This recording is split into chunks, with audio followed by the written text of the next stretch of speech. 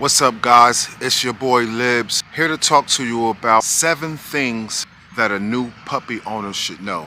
Basically, 7 things that a lot of people don't do. 7 mistakes that new puppy owners make. In this video, you're going to learn something today.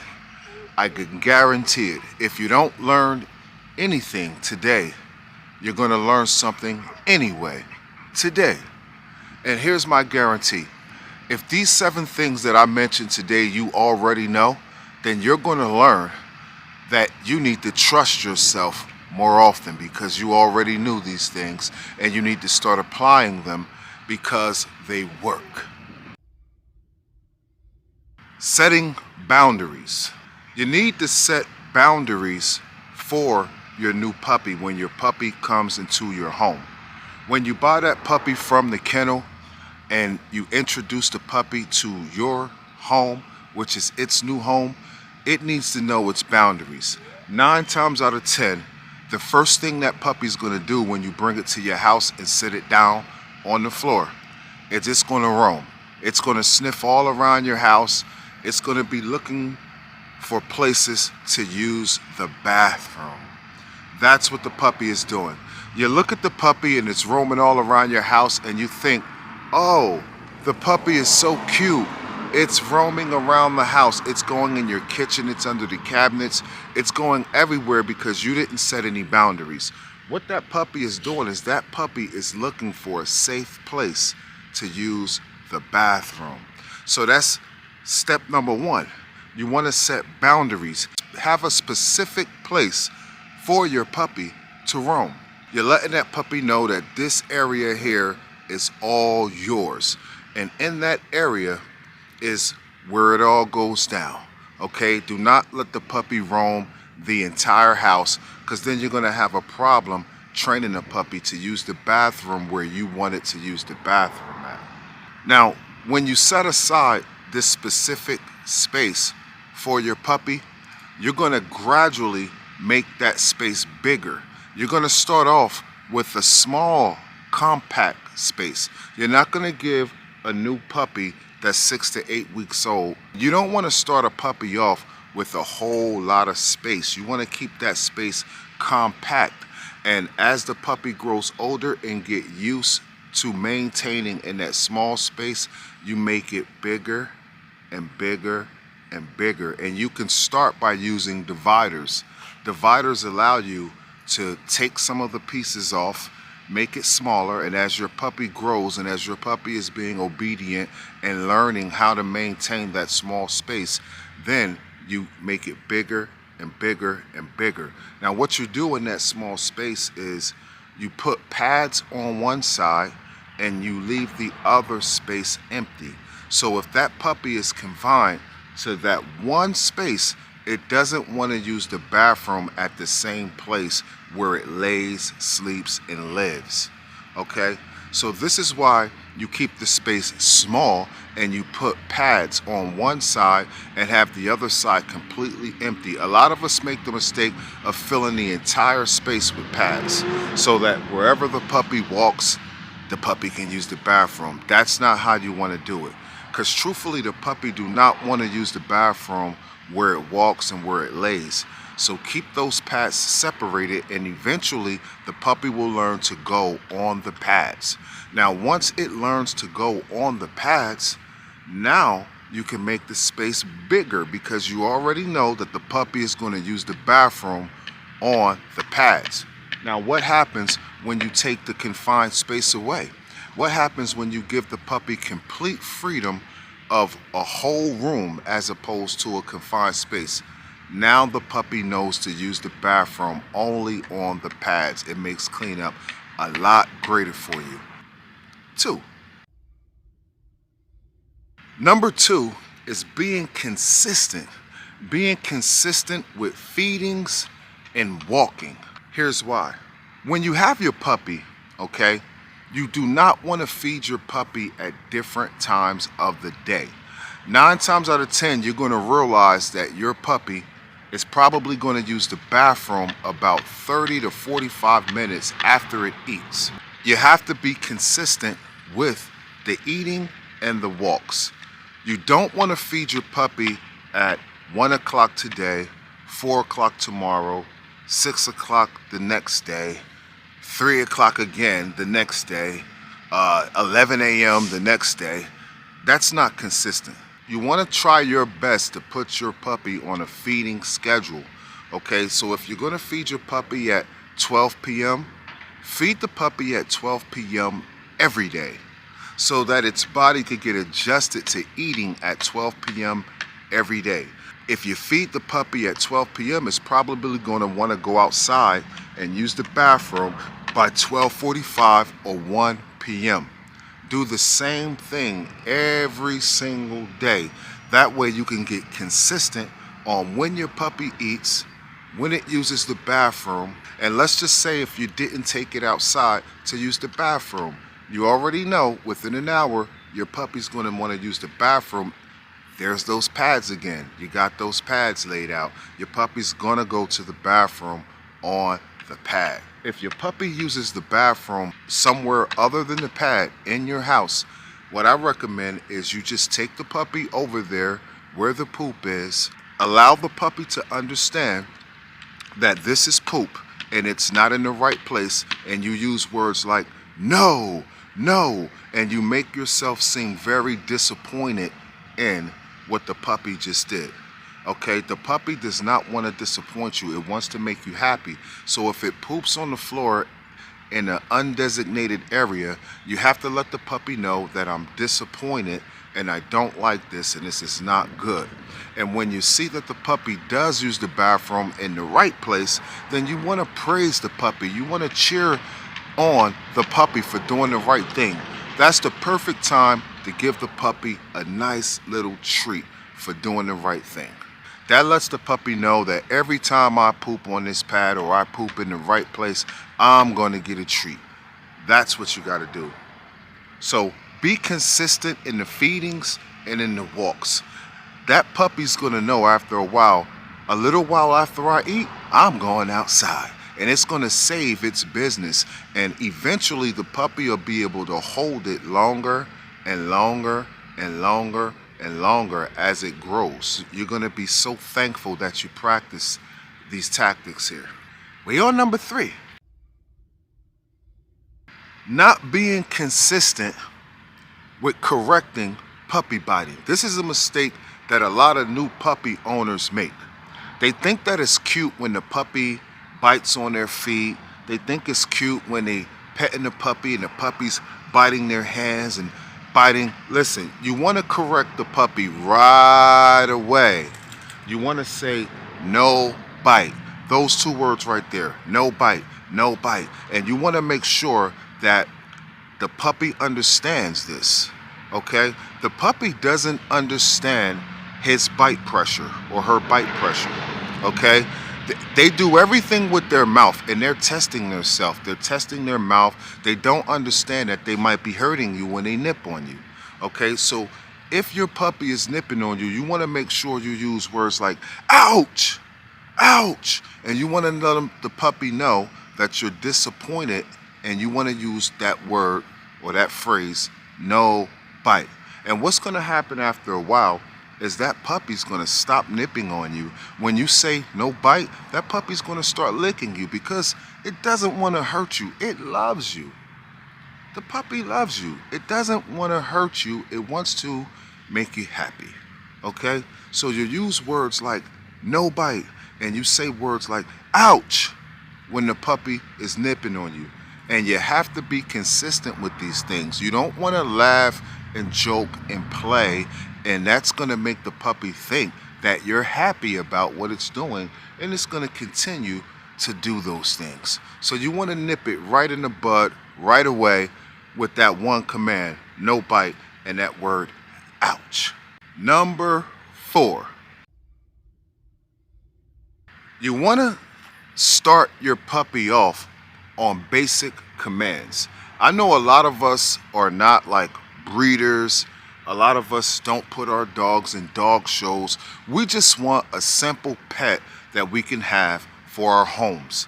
Now, being a simple pet doesn't exclude the puppy from learning the basic commands. The basic commands that every puppy should know, that I think every puppy should know, is sit. Every puppy should know that.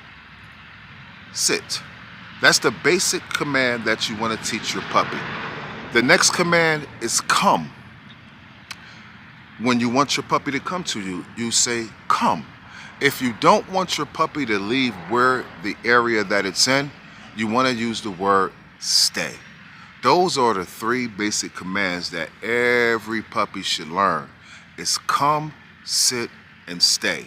And you should not speak full sentences when you're teaching this puppy. The puppy does not speak English. The puppy is more liable to understand one word as opposed to understanding a whole sentence. So you want to use those one word only when you're teaching your pet. And you want to give it a treat every single time it listens to you. Every single time it does something right, you want to give it a treat. And being consistent with these things, it takes practice. Okay, you're not going to get it overnight. The puppy's not going to get it overnight. It takes practice, and the more you practice, the more you make the puppy feel accomplished. The best time to start this process of learning these commands is somewhere around 3 to 4 months old, because anything younger than that, the puppy is basically just learning itself and learning its environment. But around the age of 3 months or 4 months, the puppy really wants to please you at those months. It wants you to tell it what to do. It wants you to give it commands. It wants to please its master. Okay, it wants to have a job. It doesn't want to just sit around and do nothing. It wants to make you happy. That's the goal of the puppy. It loves its owner. It wants you to tell it what to do. Sorry guys, I have my camera in the sun and it cut off. The temperature got too hot on the camera and it cut off. But I believe we were ending with the 3 basic commands: sit, stay, and come. As long as you stay consistent with those commands, your puppy will be on point. You will appreciate it later on. As your puppy gets older, it's going to be way easy to control your pet. One of the biggest mistakes that new pet owners make is toys. They don't give their puppy toys. Now, what happens when you don't give your puppy toys? Your puppy finds things and creates it to be a toy. Okay?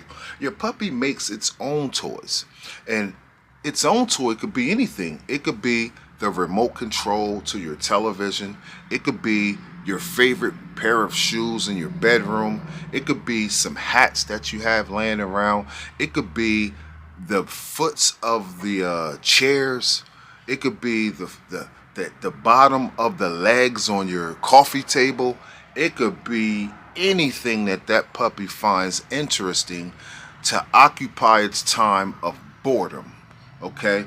Puppies are 9 times out of 10 full of energy and they get bored. So you want to keep some toys around to keep them occupied. That's how you do it.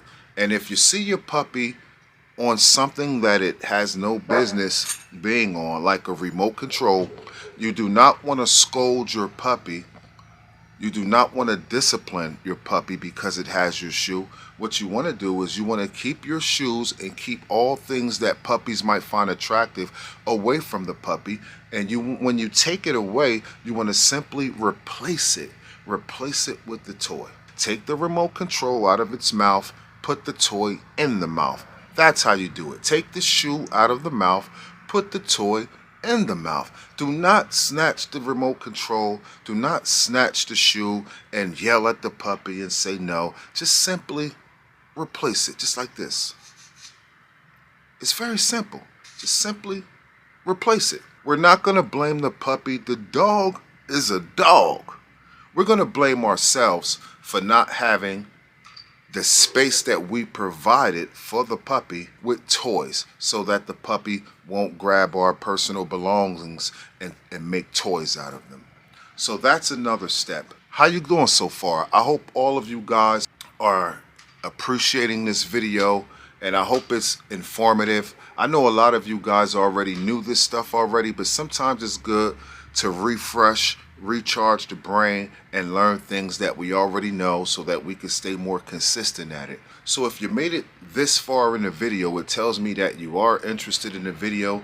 If you don't mind, and if you're feeling very generous today, please feel free to give me a like on the video. Go ahead and smash that like button for me. I really do appreciate it. And if you're not already subscribed to the channel, please consider subscribing to the channel. We need your subscription. It helps the channel grow, and we appreciate you tapped in. Correcting food aggression. This is a problem that can become a major problem later on as your puppy grows into an adult. And a lot of new puppy owners make this mistake. They do not correct food aggression. A good rule of thumb to do when you have a new puppy is when you feed that puppy, you want to go ahead and place your hand all in the bowl with the kibble. If you're using dry kibble, I don't recommend doing that with wet food or soft food. But if you got a bowl full of kibble for your puppy, what I would do is I would go ahead and stick my hand all in the bowl while the puppy's eating. I would pet the puppy while it's eating the food. I would take the bowl up and take it away from the puppy while it's eating. You know, a little puppy can't hurt you. But if you wait too late to practice these things, now you're dealing with an adult dog who may have food aggression, and it won't be as easy if you start while the puppy is young. You go ahead and pick the bowl up, take it away from the puppy, let it look at you, and then you can go ahead and sit it down. While the puppy's eating, you make sure you rub all over the puppy, rub all over his head, its back, while it's eating. Not when it finished eating, while it's eating. You could even take your hand, put it in the bowl, lift kibble up on your hand, and let the puppy eat out of your hand.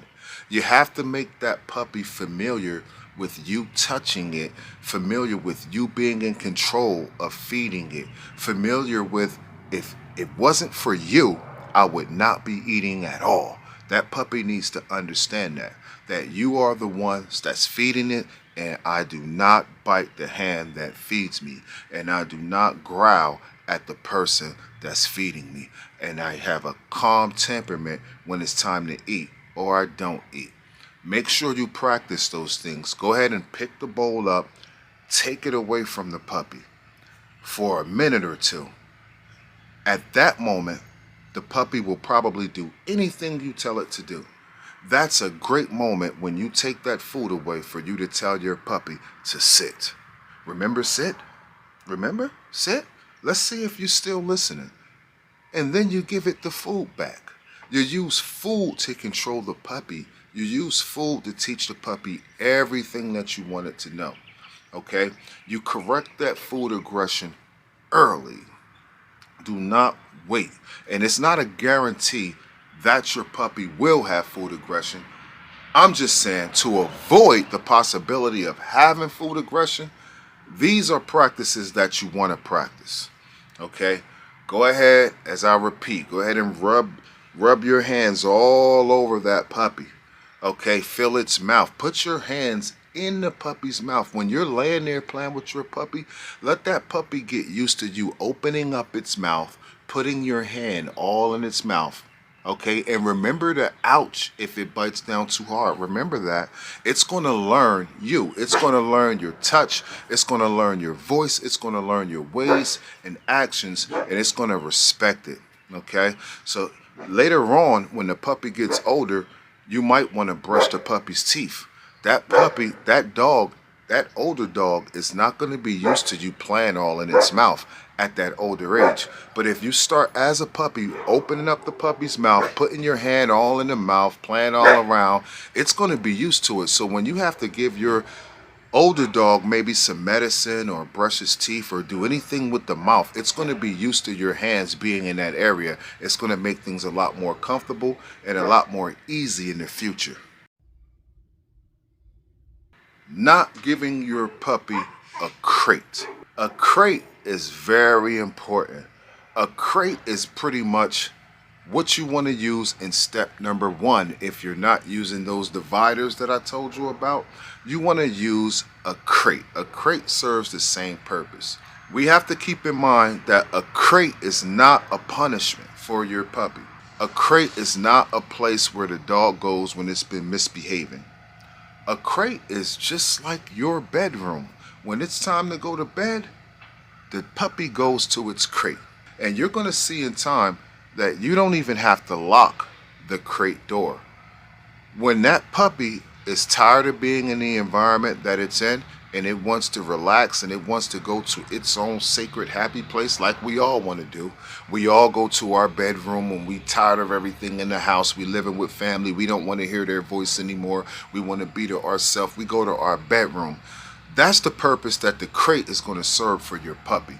So you want to get your puppy a crate, because if it has nowhere to go, guess where the puppy's going to be going? It's going to be under your bed. And good luck with trying to get the puppy from under your bed when you're trying to get it from under your bed. It's going to go in little hiding places. It's going to find its hiding place, and you might not be able to discover where it's at until the puppy wants to reveal itself. And a lot of times, if you don't get your puppy a crate, when it grows to a big dog and it decides to go up under your bed, it might not want to come out.